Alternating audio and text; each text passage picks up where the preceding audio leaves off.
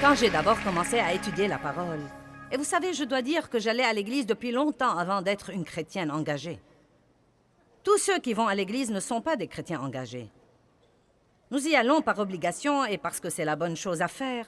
Nous y allons parce que nous avons un peu de la crainte de Dieu en nous et après tout, nous ne voulons pas aller en enfer.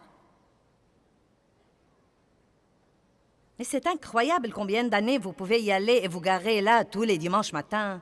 Et quand les gens vous demandent quelque chose sur votre relation avec Dieu, vous dites « Je vais à l'église » et c'est la réponse toute prête. Je peux m'asseoir dans mon garage pour une semaine et ça ne va jamais faire de moi une voiture. Donc vous asseoir dans une église ne fait pas de vous un chrétien. Un chrétien n'est pas quelqu'un qui a une marque de religion ou qui va à une église. Un chrétien est quelqu'un qui a une relation intime, personnelle avec Dieu par Jésus-Christ. Un chrétien est quelqu'un qui a confessé ses péchés et qui veut vivre pour Dieu et qui a reçu le pardon de ses péchés. Donc, quand je suis devenue une chrétienne engagée, j'ai commencé à étudier la parole. Ça m'a tellement frustrée, en fait. Parce que tout ce que je voyais, partout où que je lisais, je voyais tout ce qui n'allait pas chez moi.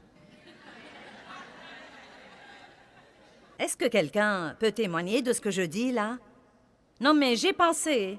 Et vous savez, c'était, je crois, dans les années 70. Non, mais tout était un camp biblique et un prédicateur et ceci et cela. Non, mais nous avons vécu dans l'Église pour environ 15 ans, je crois.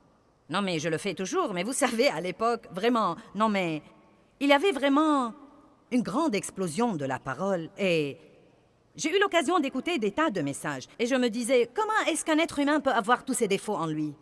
Parce qu'il n'y avait rien de ce que j'écoutais dont je n'avais pas besoin.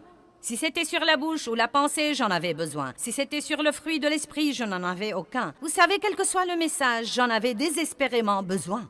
Et donc, je rentrais à la maison et j'essayais de changer. Cher Dieu, j'essayais de changer. Je projetais de changer. Je m'allongeais dans mon lit et je préparais mon plan de sainteté.